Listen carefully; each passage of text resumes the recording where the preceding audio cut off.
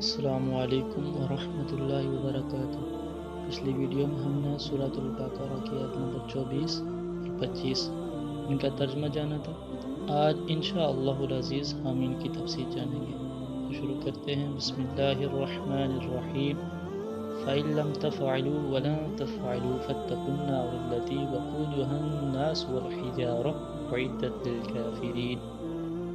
یہ قرآن پاک کی صداقت کی دلیل ہے کہ عرب و عجم کے تمام کافروں کو چیلنج کیا گیا ہے، لیکن آج تک اس کا جواب نہیں دے سکے اور تا قیامت نہیں دے سکیں گے۔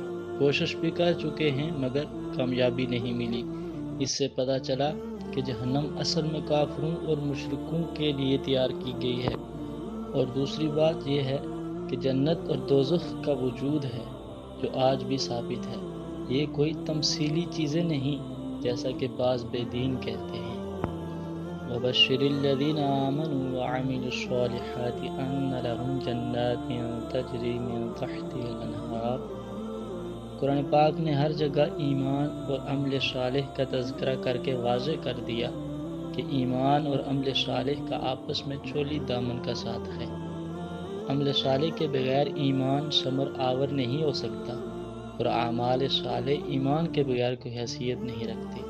اور عمل صالح وہ ہے جو خاص رضائے الہی کے لیے بمطابق سنت رسول صلی اللہ تعالی علیہ وسلم کیا جائے۔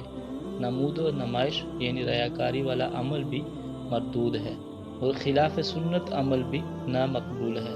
اللہ تعالیٰ نے احکام دے کر ان پر عمل کے لیے نمونہ دے دیا ہے۔